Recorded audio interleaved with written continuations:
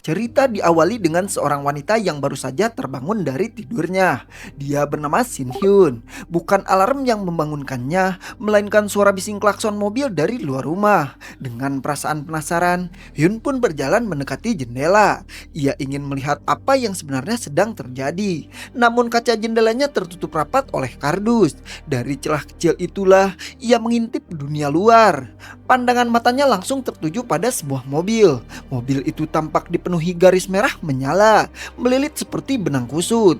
Tepat di atas mobil itu, seorang wanita berdiri santai di balkon seberang. Ia adalah tetangganya yang kita panggil saja si Teteh. Dan si Teteh ini tampak sedang wudhu. Si Teteh menyadari tatapan Hyun. Lalu ia mencoba menyapanya dengan senyuman ramah. Namun bukannya membalas, Hyun justru terlihat ketakutan. Dan ia buru-buru menutup celah jendela, seakan tak ingin melihat lebih jauh. Sejak hari itu, Hyun mulai menyadari satu hal. Garis merah itu bukan hanya ada di atas mobil. Ia mulai melihatnya di mana-mana. Di setiap orang yang ia temui, selalu ada garis merah yang mengikuti. Hun pun mulai bercerita bahwa dalam hidup ini ada hal-hal yang sebenarnya tak perlu kita lihat. Namun sejak lahir, ia bisa melihat garis merah itu. Semakin dewasa, perlahan ia mulai mengerti arti dari garis-garis tersebut. Kenangan masa kecil pun kembali terlintas. Saat itu, ia pernah menggambar sosok ayah, ibu, dan bibinya. Dalam gambar tersebut, Hyun kecil menggambar mereka terhubung oleh garis merah. Semua terikat oleh satu garis yang hanya bisa ia lihat. Gambar polos itu ternyata membuat ibunya marah besar. Bukan karena gambar sembarangan, tapi karena gambar itu membuka rahasia lama. Sebuah kebenaran yang selama ini terkubur tentang sang ayah dan adik perempuannya sendiri. Amarah, rasa malu, dan kekecewaan menumpuk hingga membuat ibunya kehilangan kewarasan. Dan sang ayah pun akhirnya diinalilahikan. Sejak saat itu, Hyun benar-benar paham garis merah itu bukan sekedar bayangan, tapi itu adalah pertanda. Dan seringkali petanda itu berujung pada sebuah kematian. Sejak hari itu, Hyun memilih diam. Ia memejamkan mata, menutup mulut, dan tidak membicarakannya kepada siapapun. Namun, memendam semua itu justru membuat jiwanya perlahan rapuh. Ia pun dilanda depresi. Bahkan, beberapa kali ia ingin mencoba mengakhiri hidupnya. Namun setiap kali mencoba, semesta seolah menolaknya. Seakan ada sesuatu yang membuatnya kebal dan tidak bisa innalillahi begitu saja. Seperti manusia super, tapi bukan karena kekuatan, melainkan karena sebuah kutukan. Merasa muak dan terjebak dalam lingkaran takdir yang kejam, Hyun pun akhirnya memutuskan untuk mencari jawaban. Atas jawaban, kenapa garis merah itu terus muncul? Dari mana asalnya? Siapa lagi yang bisa melihatnya? Dan apakah ada cara untuk menghapus kutukan itu? Kini terlihat Hyun sedang mengenakan kacamata hitam. Tiba-tiba suara bel pintu membuatnya tersentak. Ia tampak ketakutan. Dan ternyata yang menekan bel adalah si wanita yang kemarin ngudut di balkon. Ialah si Teteh. Maksud kedatangannya hanya untuk memberikan buah. Ia bercerita bahwa baru saja pindah rumah dan sedang membagikan buah kepada tetangganya. Namun Hyun yang sangat introvert tetap terdiam dari balik pintu. Ia tak membuka pintu sedikit pun, hanya terdiam sampai si Teteh pergi. Barulah setelah itu Hyun mengambil buah yang ditinggalkan di depan pintu.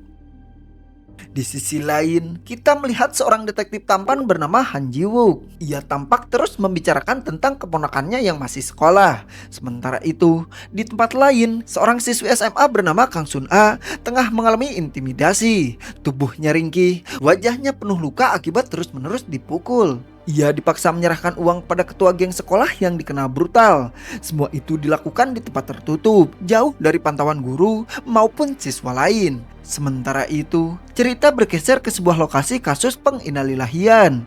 Han Ji-wook, yaitu detektif muda dengan insting yang tajam, tiba di tempat kejadian perkara. Di sana, ia menemukan korban yang sudah inalilahi dalam kondisi tenang, tanpa tanda-tanda perlawanan. Tidak ada bekas luka mencolok dan tidak ada senjata di lokasi. Namun, ruangannya tampak berantakan. Kursi terbalik, buku-buku berserakan, sementara pakaian di lemari tertata sangat rapi, seolah disusun ulang oleh tangan yang sangat teliti. Kecurigaan Ji-wook semakin dalam saat menemukan bungkus makanan yang hanya dijual di sebuah kedai kecil. Tapi tak lama kemudian, Bowo datang membawa laporan. Pada malam sebelum kejadian, ada warga yang melihat seorang pria berhelm datang menemui korban. Tapi saat terungkap bahwa korban adalah seorang wanita yang hidup sendirian, tanpa pasangan dan tanpa keluarga. Di sisi lain, Hyun sedang duduk di ruang tamu menonton berita kriminal. Ketika reporter sedang menyiarkan kasus penginalilahian wanita itu, matanya terpaku pada satu detail yang ganjil, sosok pria berhelm yang muncul di rekaman CCTV. Di matanya, pria itu memiliki satu garis merah yang mencolok, garis yang hanya bisa ia lihat. Anehnya, pria itu tidak masuk ke dalam rumah. Ia bersembunyi di balik tembok, diam seperti sedang mengintai. Hal ini membuat Hyun curiga. Baginya, pria dengan satu garis merah itu bukan orang biasa, dan kemunculannya di setiap lokasi penginalilahian bukanlah suatu kebetulan. Dari balik jendela, ia melihat pria berhelm yang sama. Kali ini, pria itu berjalan menuju gedung di seberang. Ada sesuatu yang terasa tidak asing. Hyun mengingat kembali tayangan berita tadi. Sosok pria itu memang tampak mondar-mandir di lokasi kejadian.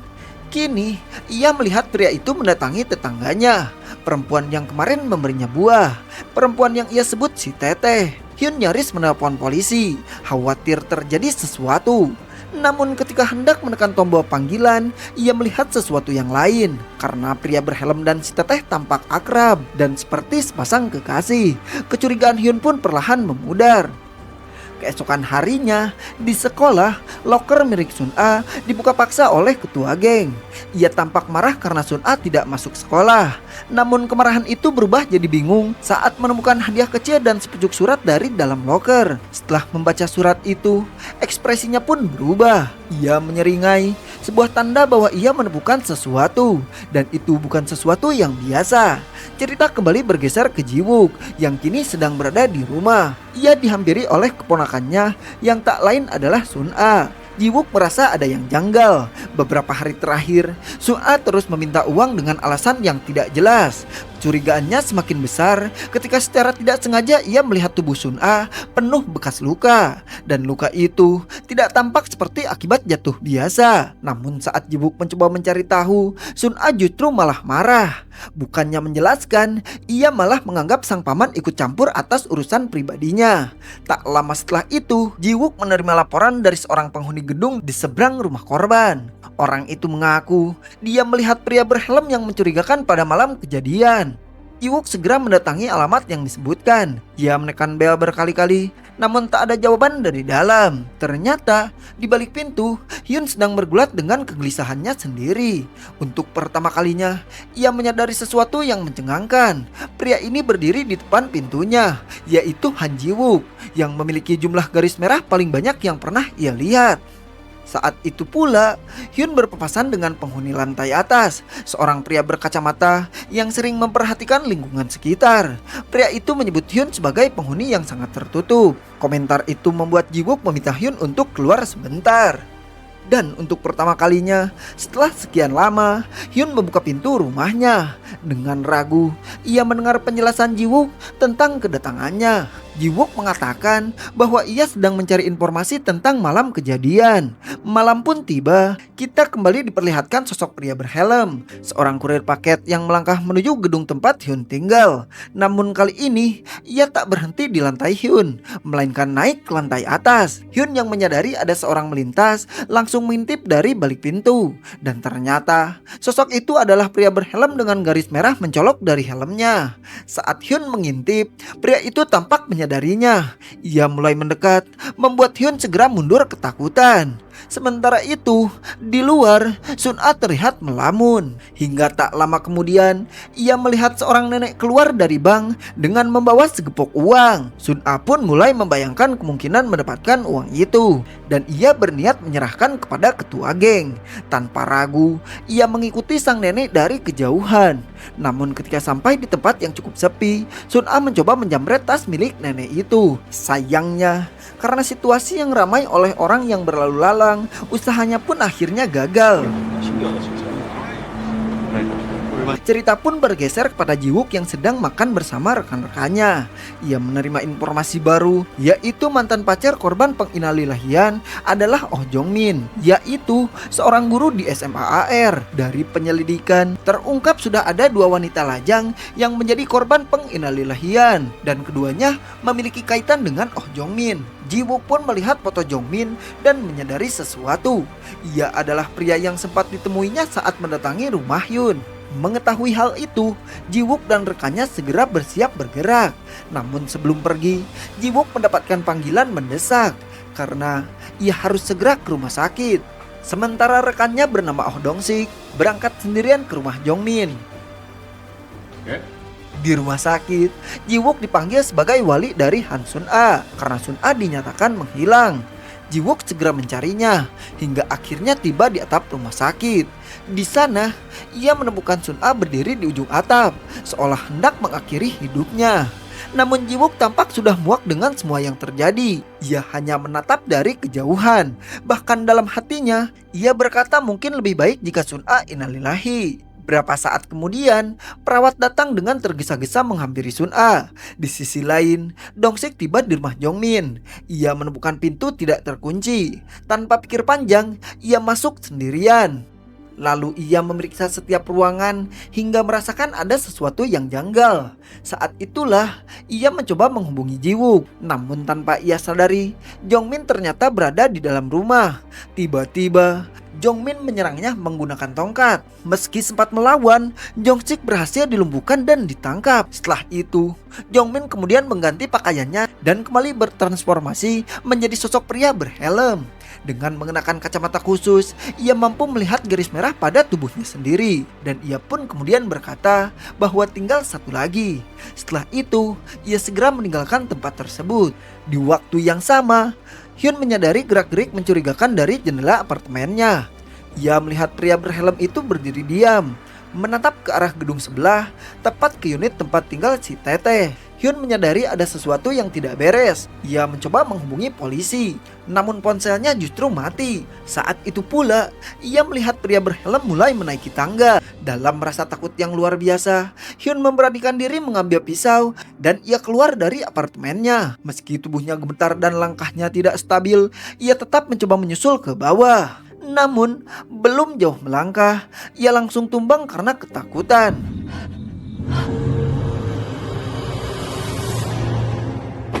Di sisi lain, si Teteh barbar terkejut dengan kehadiran Jong-min. Tanpa banyak bicara, Jong-min langsung menyerangnya. Hingga pada saat bersamaan, Hyun yang sempat pingsan akhirnya sadar kembali. Dengan pisau di tangan, ia mencoba menghentikan Jong-min. Namun karena tubuhnya lemah dan masih diliputi rasa takut, usahanya pun akhirnya gagal. Pisau itu berhasil direbut dan justru digunakan Jong-min untuk menusuk Hyun hingga ia tumbang. Di sisi lain, Jiwook yang tergesa-gesa menemukan kacamata milik Hyun tergeletak di jalan. Ia langsung naik ke apartemen dan mendapati pintu rumah Hyun terbuka. Saat masuk, ia menemukan catatan bahwa Hyun sedang menyelidiki sesuatu. Beberapa saat kemudian, dari jendela rumah Hyun, Jiwook melihat si Teteh diserang oleh seseorang. Tanpa diduga, Hyun yang sebelumnya sempat ditusuk, kini sadar kembali. Dan ternyata, ia memiliki kemampuan regenerasi. Dengan sisa tenaganya, ia mencoba menyelamatkan si Teteh. Ia berhasil menusuk Jong-min. Namun Jong-min yang sudah dipenuhi amarah membalas dengan mencoba untuk menusuk balik Hyun. Pada saat itulah, Jiwook yang menyaksikan kejadian itu langsung mendodongkan bedil. Ia menembak Jong-min hingga pria itu jatuh sekarat.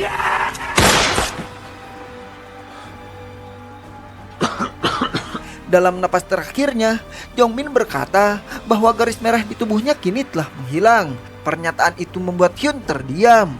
Ia menyadari bahwa semuanya belum benar-benar berakhir. Setelah polisi dan ambulan datang, Hyun masih termenung, larut dalam pikirannya tentang ucapan yang telah Jong-min ucapkan tadi. Apakah Jong-min juga bisa melihat garis merah seperti dirinya? Ataukah penglihatan itu berasal dari kacamata yang ia pakai?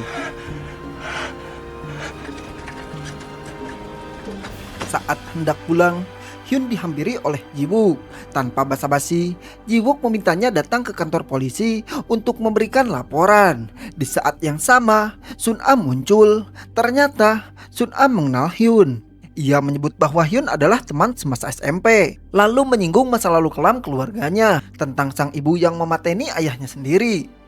Keesokan harinya, Hyun mulai merenung lebih dalam. Untuk pertama kalinya, ia merasa bahwa garis merah yang selama ini menghantuinya mungkin saja bisa menyelamatkan seseorang. Pikiran itu membuatnya bingung, tapi ia tidak tahu harus berbuat apa atau kemana harus melangkah. Tiba-tiba, sebuah pesan masuk ponselnya. Pengirim tak dikenal. Isi pesannya singkat, yaitu sebuah ajakan untuk datang ke sekolah. Pengirim itu mengklaim mampu melihat yang sama seperti Hyun. Esokan harinya, Hyun mulai membuka kardus-kardus yang menutupi jendela apartemennya. Sementara itu, di tempat lain, Sun-a baru saja masuk ke kelas. Ia mendapati salah satu anggota geng menggambar sebuah pernyataan cinta yang mengarah kepadanya. Melihat itu, Sun-a merasa malu dan terpojok.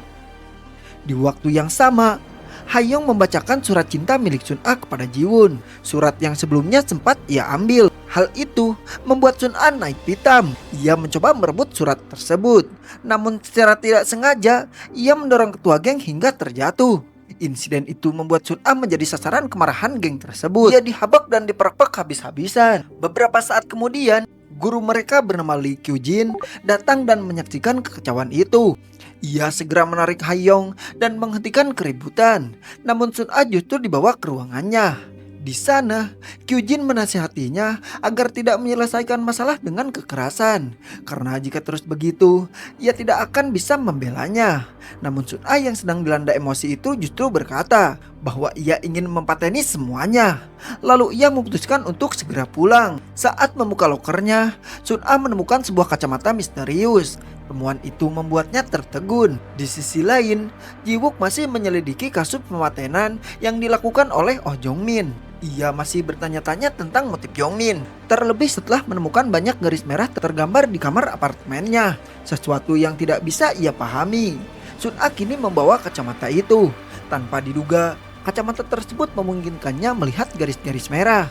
Awalnya, ia bingung dengan apa yang ia lihat. Namun setelah keluar dan bertemu pamannya, ia mulai menyadari sesuatu. Garis-garis merah itu muncul pada banyak orang. Karena penasaran, ia mengikuti arah garis-garis tersebut. Wah,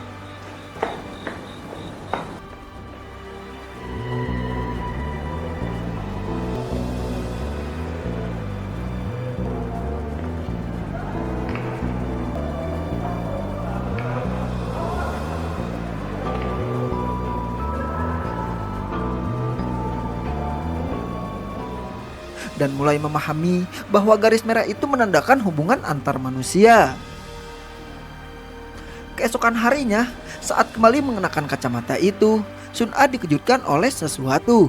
Garis merah yang menghubungkan Hayoung dengan salah satu guru mereka. Ia mulai menyimpulkan bahwa keduanya memiliki hubungan khusus. Tak lama kemudian, seorang murid baru masuk ke kelas Sun-a, dan ternyata itu adalah Hyun. Sementara itu, Jiwook yang masih mencari kacamata miliknya yang hilang di apartemen Jongmin memutuskan untuk mengunjungi SMA tempat Jongmin mengajar, sekaligus sekolah tempat Sun-a belajar. Di sana, ia bertemu dengan Lee Kyujin. Awalnya, Kyujin mengira kedatangan Jiwook untuk membahas masalah Sun-a, namun Jiwook menjelaskan bahwa ia datang untuk menyelidiki Oh Jongmin. Ia juga bertanya tentang kacamata itu. Kyujin mengatakan bahwa ia tak pernah melihat Jongmin memakai kacamata. Hingga di atap sekolah, Sun-a kembali diintimidasi oleh Hayoung. Ia mulai menyerangnya secara fisik. Namun kali ini, Sun-a menahan tangan Hayoung dan memperingatkannya agar tidak menggunakannya lagi. Dan memperingatkannya agar tidak mengganggunya lagi. Merasa dipermalukan, Hayoung mendorong Sun-a hingga jatuh. 헐린데. 그만해. Saat itu, tiba-tiba terdengar suara meminta perkelahian dihentikan. Suara itu berasal dari Hyun. Hayoung yang kesal karena tindakan Hyun kemudian menghampirinya. Namun Hyun yang cerdas justru membawanya ke tepi atap. Ia mengancam akan menarik Hayoung bersamanya jika geng itu tak berhenti mengganggu mereka. Karena takut terjadi sesuatu yang fatal, Hayoung menyetujui permintaan itu dan langsung pergi.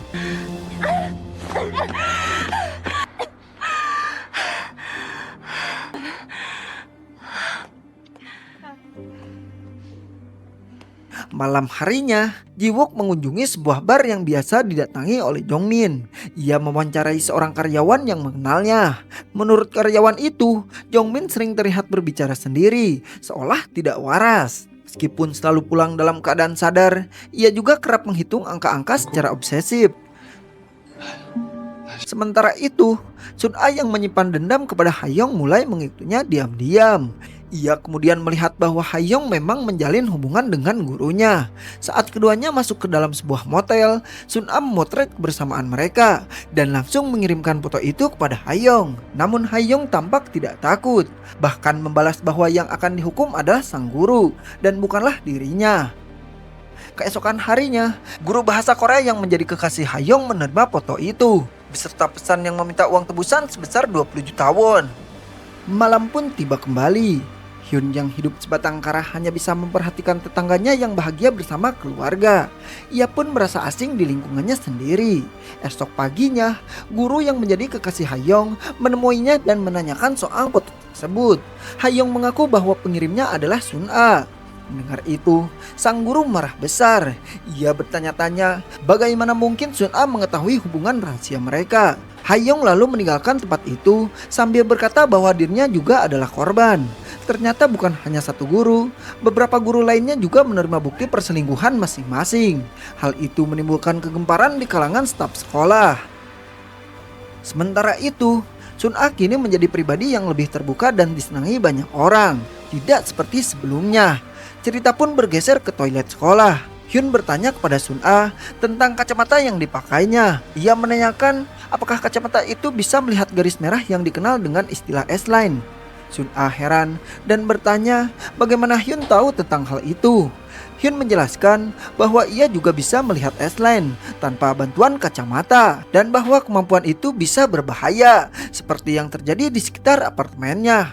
Namun Sun-a menjawab bahwa ia tidak peduli. Ia menganggap kaca itu miliknya sendiri. Hingga saat pulang sekolah, Sun-a yang kini tahu bahwa Hyun bisa melihat S-line mulai menanyakan cara untuk menghilangkan garis tersebut. Pertanyaan itu membuat Hyun teringat masa lalunya, yaitu tentang perbuatan sang ibu yang mempateni ayahnya. Dan setelah ayahnya innalillahi, garis merah itu pun akhirnya menghilang. Namun meski teringat hal itu, Hyun tidak memberitahukannya kepada Sun-a. Apakah Sun-a akan terus menyimpan kacamata itu? Sun-a dengan yakinnya menjawab bahwa ia ingin menunjukkan kepada orang-orang yang telah menyakitinya betapa tidak berharganya mereka. Malam pun tiba, terlihat Sun-a sedang berkencan. Namun diam-diam, Hayoung mengikuti mereka. Ternyata, Hayoung sudah mendengar percakapan antara Hyun dan Sun-a tentang kacamata misterius yang kini dipakai Sun-a. Saat Sun-a sedang melakukan foto booth bersama Ji-won dan meletakkan tasnya, Hayoung mencuri kacamata tersebut. Tak lama kemudian, Sun-a menyadari bahwa kacamatanya telah hilang. Rasa panik pun menyelimuti dirinya. Ia mencari ke setiap tempat yang sebelumnya ia kunjungi. Dalam kepanikan itu, Sun-a menghubungi Hyun. Ia mengatakan bahwa dirinya akan pergi ke sekolah. Di sekolah, Sun-a menemui guru bahasa Korea di atap. Dengan wajah cemas, sang guru memohon agar Sun-a tidak memberitahukan siapapun tentang foto-foto itu. Ia berdalih bahwa istrinya sedang mengandung dan mengumpulkan uang sebanyak 20 juta won bukanlah hal yang mudah. Namun Sun-a yang menyimpan dendam lama meluapkan semuanya. Ia merasa kecewa karena para guru tak pernah peduli meski tahu dirinya sering diintimidasi oleh Hayoung. Mendengar itu, sang guru akhirnya meminta maaf kepada Sun-a. Namun di tengah percakapan, sang guru menerima pesan dari istrinya, yaitu sebuah foto bukti perselingkuhan dengan Hayoung. Sadar bahwa Sun-a yang memotret, sang guru pun akhirnya menyalahkannya. Namun anehnya, Sun-a justru terlihat bingung, seolah tidak mengerti maksud dari kemarahan gurunya. Sementara itu, Hyun berlari tergesa-gesa menuju sekolah. Namun langkahnya terhenti ketika ia melihat Sun-a sudah terjatuh.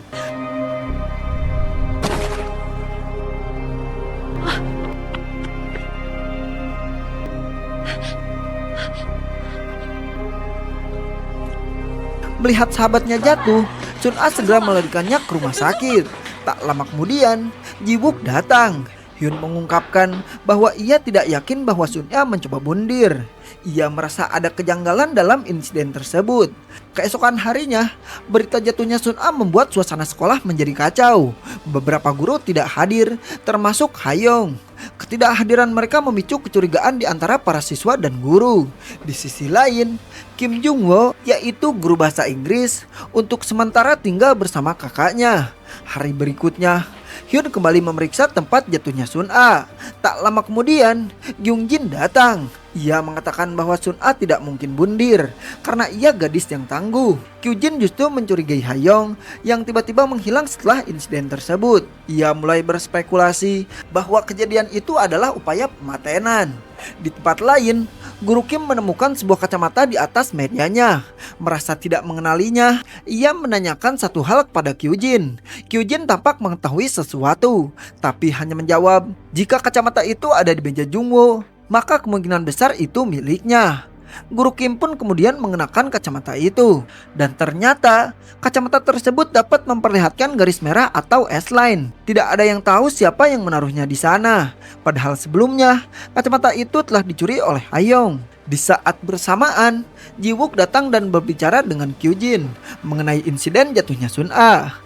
Ia mengatakan bahwa ia tak percaya Sun-a mencoba bundir.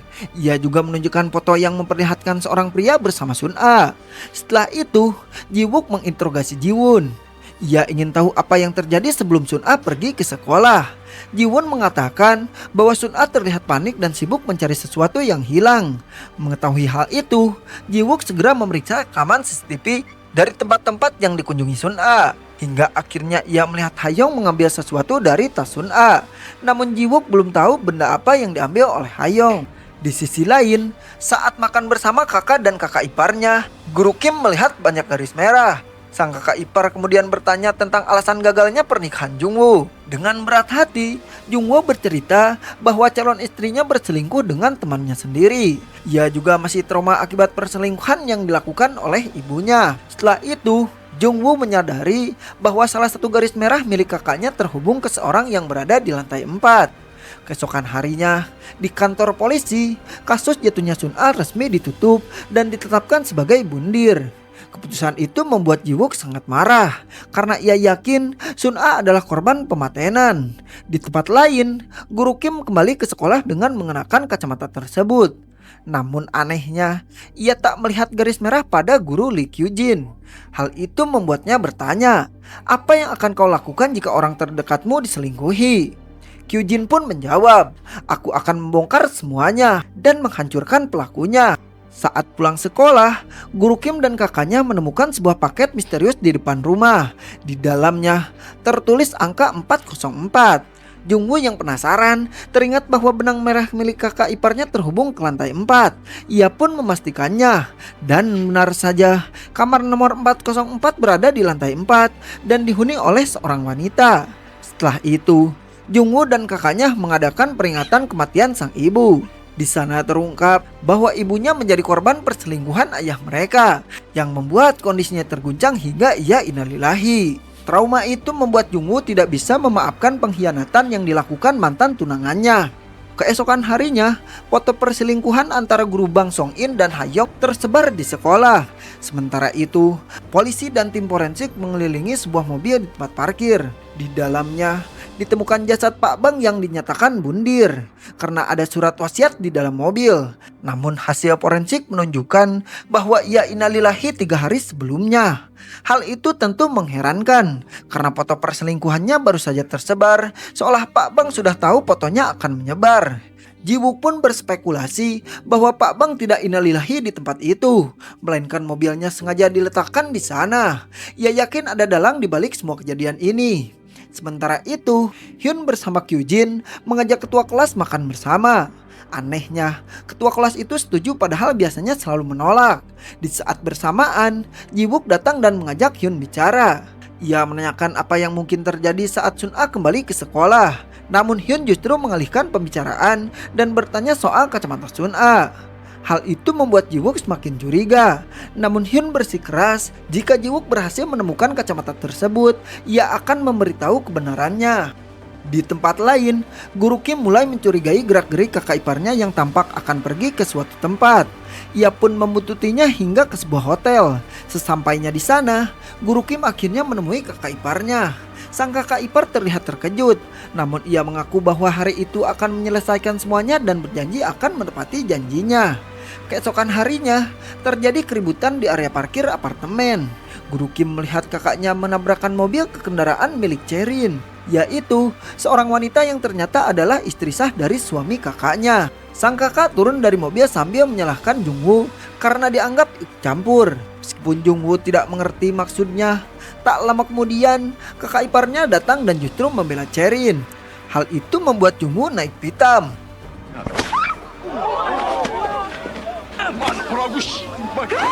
Namun sang kakak menghentikannya, lalu mengungkapkan kebenaran bahwa suaminya bukanlah Kim Bong-ju, melainkan Woo Tae-sik. Ia juga mengaku bahwa dirinya bukanlah istri sah, melainkan hanya seorang selingkuhan, sedangkan Cherin adalah istri yang sebenarnya. Di sisi lain, Ji-wook terus memikirkan surat wasiat yang ditinggalkan oleh Bang Song-jin. Ia kembali ke rumah dan mencari catatan milik Sun-a, hingga akhirnya ia menemukan buku diari Sun-a. Beberapa saat kemudian, ia bertemu Hyun-hub dan menunjukkan diari tersebut, sambil menanyakan soal kacamata milik Sun-a. Hyun pun menjelaskan bahwa kacamata itu memiliki kemampuan untuk melihat S-line atau garis merah. Hyun mulai menjelaskan bahwa S-line adalah simbol yang menghubungkan orang-orang yang pernah memiliki hubungan intim di masa lalu. Penjelasan itu membuat Ji-wook mengerti alasan Hyun selalu mengenakan kacamata hitam. Dari situ, Ji-wook mulai berspekulasi. Setelah seorang mengambil kacamata milik Sun-a, mungkin ada yang memanfaatkan situasi itu untuk memanggil Sun-a ke atap, lalu mendorongnya hingga jatuh. Pikiran Ji-wook terus berputar, mempertanyakan kemungkinan yang lebih jauh. Sementara itu, Hyun menambahkan bahwa bisa saja Sun-a sempat mengancam orang-orang di sekitarnya karena kemampuan melihat garis merah tersebut. Pemikiran itu membuat Ji-wook semakin curiga, hingga ia beranggapan bahwa bukan tidak mungkin ada lebih dari satu pasang kacamata. Terlebih, beberapa kasus yang muncul menunjukkan pola yang mirip, bahkan hampir sama dengan kasus yang dilakukan oleh Oh Jong-min. Setelah itu, melihat Meng memasuki hotel main dengan penampilan berbeda dari biasanya, entah apa yang sedang ia rencanakan. Keesokan harinya, Hyun mulai berjaga di hotel tersebut sebagai resepsionis. 선물합니다. 아니 그냥 갈 건데 뭐. 응? Di sisi lain, Ji-wook dan Dong-sik masih melakukan penyelidikan terkait kasus Sun-a, sementara Ha-young belum juga ditemukan. Hyun pun kemudian didatangi oleh sahabat-sahabatnya.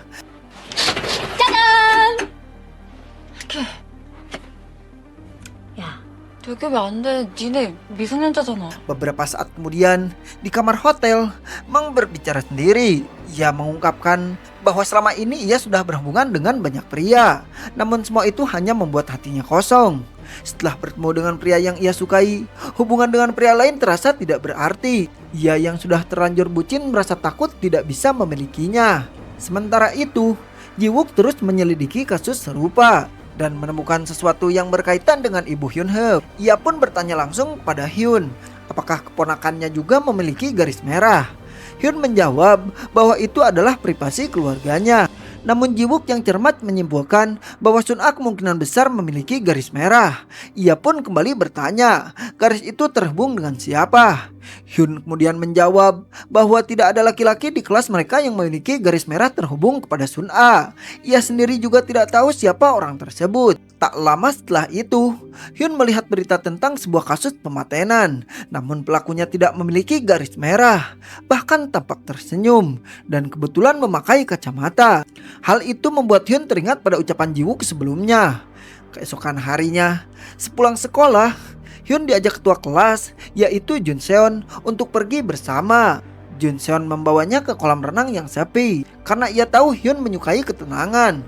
Tanpa ragu, Hyun langsung menceburkan diri ke kolam renang.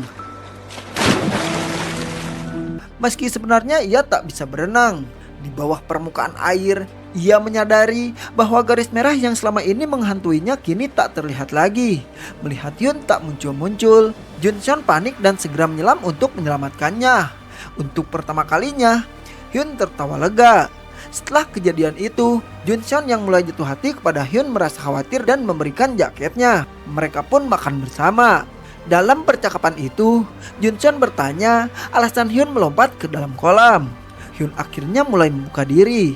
mengungkapkan bahwa sejak lahir ia bisa melihat garis merah di kepala seseorang, tanda bahwa orang itu pernah memiliki hubungan dengan lawan jenisnya. Hyun bertanya apakah Junseon percaya. Junseon menjawab bahwa dirinya percaya kepada Hyun. Sejak saat itu, Hyun terus memikirkan kebaikan Junseon dan perlahan mulai jatuh hati kepadanya. Di sisi lain, Meng terus datang ke Hotel Maine dan selalu menyewa kamar nomor 206. Hyun yang bekerja di sana berkeliling lantai atas hingga mendengar Meng berbicara sendiri tentang betapa bebasnya ia di kamar itu.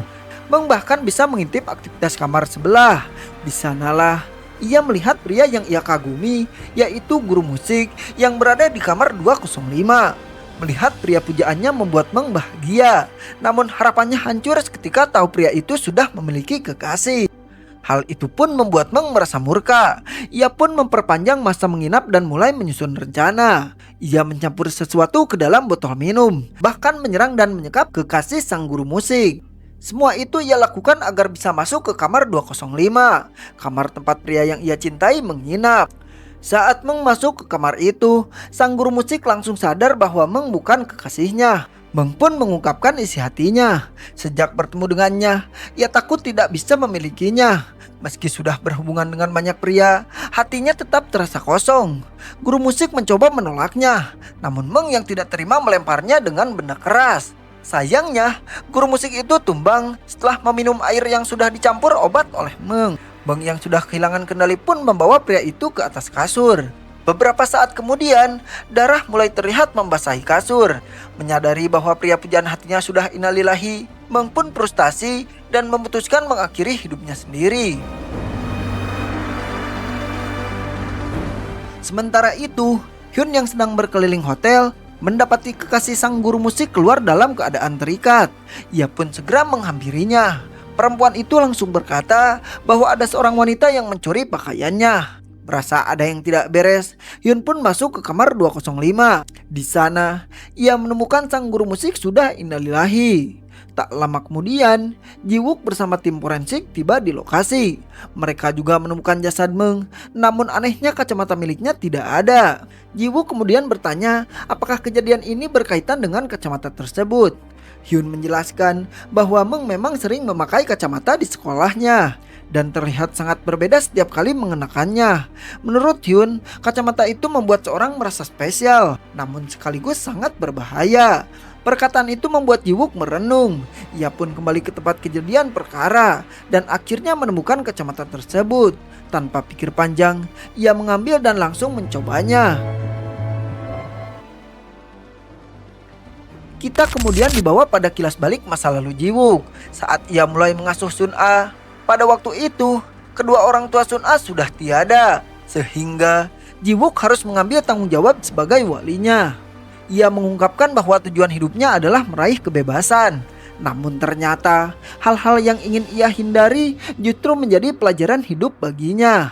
Kini, setelah Ji-wook mengenakan kacamata itu, ia bisa melihat garis merah atau S-line, seperti yang dijelaskan Hyun sebelumnya. Keesokan harinya, Ji-wook membawa Ji-won ke rumah sakit untuk memastikan apakah Sun-a pernah menjalani hubungan dengannya. Namun, melalui kacamata itu, ia melihat garis merah Sun-a tidak terhubung dengan Ji-won. Menyadari hal itu, Ji-wook pun bertanya siapa orang yang sebenarnya dekat dengan Sun-a. Ji-won mengungkapkan bahwa Sun-a sangat membenci seseorang, pernah berkata bahwa ia ingin menyingkirkan orang tersebut, dan kebenciannya jauh lebih besar daripada kebenciannya terhadap Hayoung. Sementara itu, Yun menerima pesan dari teman-temannya yang ingin mengadakan pesta ulang tahun. Namun ia juga mendapat pesan dari nomor tak dikenal yang mengundangnya ke pesta ulang tahun lain. Nomor itu sama seperti yang sebelumnya mengarahkan untuk datang ke sekolah. Hari berikutnya, Hyun merasa aneh terhadap teman sekelasnya bernama Oh Jina setelah melihat garis merah yang ada padanya. Di sisi lain, Ji-wook menerima laporan kasus baru dari Dong-sik mengenai seorang remaja yang menjadi korban pelecehan. Saat menginterogasi Jina, gadis itu mengaku bahwa ia sempat mabuk bersama seorang pria yang ia sebut Opa. Dan saat ia sadar, ia merasa ada yang tidak beres. Ji-wook dan Dong-sik pun pergi ke sekolah untuk menyelidiki siapa pria yang dimaksud Jina. Hingga akhirnya mereka bertemu dengan Han-byul. Meski Ji-wook menudung Han-byul sebagai pelaku, Han-byul menyangkal dan mengaku tidak tertarik kepada Jina. Setelah pertemuan itu, Jiwook bertemu dengan Hyun yang mendesaknya untuk mengembalikan kacamata tersebut. Namun Jiwook yang sudah kecanduan memakainya menolak dengan berbagai alasan. Hyun pun memperingatkan bahwa siapapun yang terhubung dengan kacamata itu akan berada dalam bahaya, bahkan bisa berubah. Saat mereka berdebat, guru Kyujin datang dan menanyakan apa yang terjadi. Hyun pun memilih pergi begitu saja, meninggalkan mereka. Beberapa saat kemudian, Jiwook mengajak Kyujin makan bersama. Namun setelah itu ia pamit dan kembali bekerja. Di sisi lain, Hyun yang penasaran mencoba mengenakan kacamata itu. Namun ia tak melihat perubahan apapun. Jiwook menjelaskan bahwa kacamata itu membuatnya bisa menyelamatkan orang lain, seperti yang pernah dilakukan Hyun. Ia juga menceritakan tentang kasus Jina yang menjadi korban pelecehan. Namun garis merah antara Jina dan Hyunbyo tidak terhubung. Jina pun bersikeras bahwa ia tidak pernah berhubungan dengan Hanbyul. Hyun menambahkan pernyataan Jina mungkin benar karena sebelumnya ia tak pernah melihat garis merah pada Jina. Namun kini ia melihat ada 4 garis merah. Hal itu membuat Jiwook segera menuju rumah Hanbyo untuk menyelidikinya. Sementara itu, Hyun pergi ke Motel Maine karena yakin semua kasus ini diatur oleh seseorang. Saat tiba di kamar 205, ia terkejut melihat kehadiran Joseon yang mengaku mengikutinya karena penasaran. Junseon juga mengaku merinding saat berada di tempat itu. Melihat Junseon yang ketakutan, Hyun pun tersenyum, lalu berkata bahwa ada sesuatu di atas kepala Junseon. Junseon pun spontan memeluknya, dan Hyun berkata bahwa ia tidak masalah memiliki garis merah, asalkan bernama Junseon. Keesokan harinya, Jiwook dan Dongsik membongkar tumpukan sampah. Hingga akhirnya mereka menemukan sebuah selimut yang segera dikirim ke forensik. Saat Hanbyo sedang berada di kelas, seorang pria dewasa datang memanggilnya dengan nada marah dan membawanya keluar untuk diinterogasi. Ternyata selimut tersebut mengandung getih milik Jina. Meski begitu, Hanbyo tetap membantah. Ia mengaku bahwa saat Jina mabuk, ia justru keluar membeli minuman ke minimarket. Mendengar itu, Jiwook memeriksa rekaman CCTV minimarket dan menemukan 4 orang yang mencurigakan. Ia pun membandingkan rekaman sebelum dan sesudah kejadian. Ia pun menghitung garis merah mereka dengan kacamata tersebut dan menyimpulkan bahwa merekalah para pelaku. Hari berikutnya, Hyun kembali memperhatikan garis merah Jina yang ternyata terhubung kepada 4 siswa lain. Ia pun segera menghubungi Jiwook, namun Jiwook sudah berada di sana. Keempat siswa tersebut dibawa ke kantor polisi untuk diinterogasi. Salah satu dari mereka tampak gelisah dan ingin segera pulang. Namun Jiwook berhasil menjebaknya. Hingga akhirnya siswa itu mengakui bahwa mereka memang merencanakan perbuatan itu. Bahkan Jina sebelumnya diberi obat tidur. Tak lama kemudian, Jiwook mendapat kabar dari panti jompo bahwa ayahnya telah menghilang. Ia pun segera menuju ke sana dan menerima rekaman CCTV dari perawat. Dalam rekaman tersebut, terlihat bahwa ayahnya dibawa oleh wali kelas Sun A, yaitu Lee Kyujin, yang bahkan sengaja menatap kamera. Di saat bersamaan, Jiwook menerima foto Sun A dari seorang yang tak dikenal. Ia pun langsung menuju ruang rawat Sun A.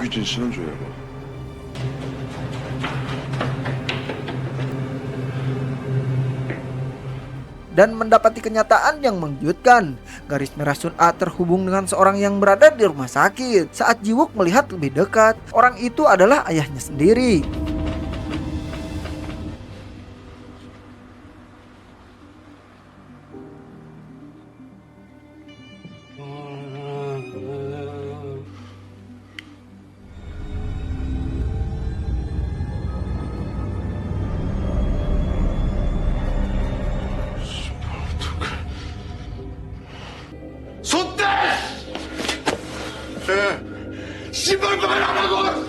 Jiwook menduga bahwa ayahnya telah melakukan sesuatu terhadap Sun A. Ia pun dilanda amarah dan hampir saja menyerangnya. Namun sebelum semuanya terjadi, ia tersadar dan akhirnya hanya bisa menangis terseduh-seduh. Sementara itu, Hyun terlihat ketakutan dengan darah yang menempel di tangannya. Ia tak tahu apa yang sebenarnya terjadi dan segera menghubungi Jiwook untuk meminta bantuan. Kita lalu beralih kepada Shin Hye. Yang mendapati video aibnya tersebar di media sosial, ia pun terus-menerus diteror oleh seseorang. Karena frustasi, ia mencoba mengakhiri hidupnya. Namun usahanya berhasil digagalkan oleh Kyujin. Disinilah terungkap bahwa Kyujin adalah orang yang selama ini memberikan kacamata kepada setiap individu agar mereka bisa melihat S-Line. Namun tujuan sebenarnya masih menjadi misteri. Kemudian kita diperlihatkan kelas balik sebelum kejadian Hyun yang berlumuran getih. Saat itu Hyun mengajak Johnson ke sebuah motel. Karena ia punya satu permintaan, ia ingin merayakan ulang tahunnya bersama orang yang ia sukai. Hyun pun mengungkapkan perasaannya bahwa ia sangat menyukai Junseon. Setelah itu, Junseon pergi membeli kue untuk merayakan ulang tahun Hyun. Namun saat Hyun menunggu, ia mendengar keributan di luar. Ketika ia menghampiri, ia sangat terkejut mendapati orang yang ia cintai telah tiada. Kenyataan pahit itu membuat Hyun merasa hidupnya tak pernah berubah. Ia yakin bahwa hidupnya terkutuk dan siapapun yang dekat dengannya akan berakhir tragis. Kehilangan orang yang dicintai untuk kedua kalinya membuat Hyun menangis tak henti-henti. Di saat yang sama, ia menerima pesan dari nomor misterius yang berisi foto sahabatnya, yaitu Kyungjin dalam keadaan disekap dan perintah untuk datang ke sekolah. Hyun pun menghubungi Jinwook dan mereka bertemu. Hyun menceritakan bahwa setiap ulang tahunnya, ia selalu mendapat pesan misterius yang mengarahkannya ke sekolah. Mendengar hal itu, Jinwook berspekulasi bahwa semua kejadian ini adalah ulah orang yang sama. Ia juga mengungkapkan bahwa identitas wali kelas Hyun ternyata tidak terdaftar secara resmi. Mereka pun bergegas menuju sekolah. Hyun yang khawatir langsung melari ke ruang kelas untuk mencari sahabatnya dan meninggalkan Jinwook di belakang. Hyun akhirnya menemukan Kyungjin. Namun ketika Jiwook masuk ke ruangan yang sama, ia tak menemukan siapapun. Hyun seolah berada di dimensi lain. Bersama Kyungjin, ia mencoba keluar. Namun setiap kali menuruni tangga, mereka justru kembali ke tempat semula. Di sisi lain, Jiwook yang juga terjebak di tempat yang aneh, di mana ia melihat para korban pemilik kacamata. Di sana, ia bertemu dengan Kyujin yang berdiri layaknya penguasa Enland. Kyujin bahkan menunjukkan ayah Jiwook yang juga berada di tempat itu dan memberikan pisau kepada Jiwook, menghasutnya untuk membalas dendam. Namun Jiwook menolak dengan justru menyerang Kyujin. Sayangnya, ia gagal. Pisau itu direbut oleh Kyujin dan ia melakukan hal yang membuat Jiwook semakin hancur. Di sisi lain, Hyun nyaris menjadi korban Kyujin, namun ia berhasil melawan.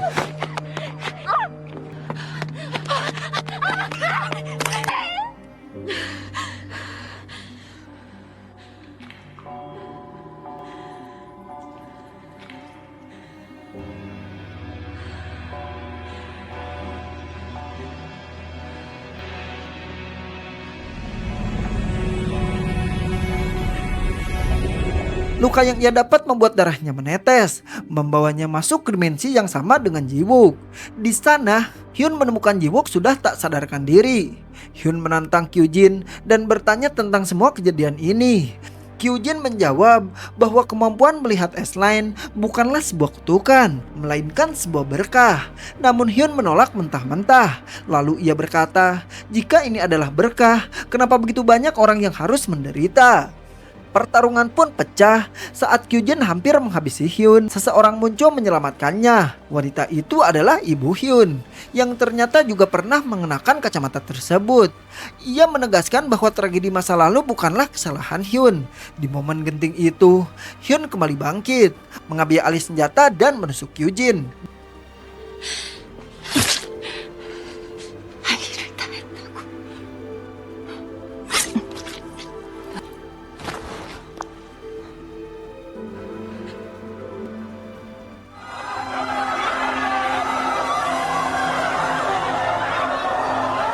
Dengan berakhirnya Kyujin, kekacauan ini pun terjadi. Hyun dan Jiwook akhirnya kembali ke dunia nyata. Namun kini dunia digemparkan karena langit berubah merah. Semua orang bisa melihat S-Line. Banyak yang mulai memakai helm atau menutup wajah agar tidak melihat garis tersebut. Sun-A pun sadar dari koma dan mulai berdamai dengan pamannya yaitu Jiwook. Sementara itu, Hyun kembali ke kehidupannya yang sepi di dunia yang kini penuh dengan garis merah. Dan itulah akhir dari kisah misterius penuh ketegangan ini. Sebuah cerita yang bukan hanya tentang keanehan dan dunia lain, tapi juga tentang trauma, kehilangan, dan keinginan untuk dimengerti. Terima kasih sudah nonton sampai akhir. Kalau kalian suka cerita seperti ini, jangan lupa tekan tombol like, tinggalkan komen kalian di bawah. Dan tentu saja subscribe biar gak ketinggalan alur cerita seru lainnya. Akhir kata, Mang Maul pamit undur diri. And you bye-bye.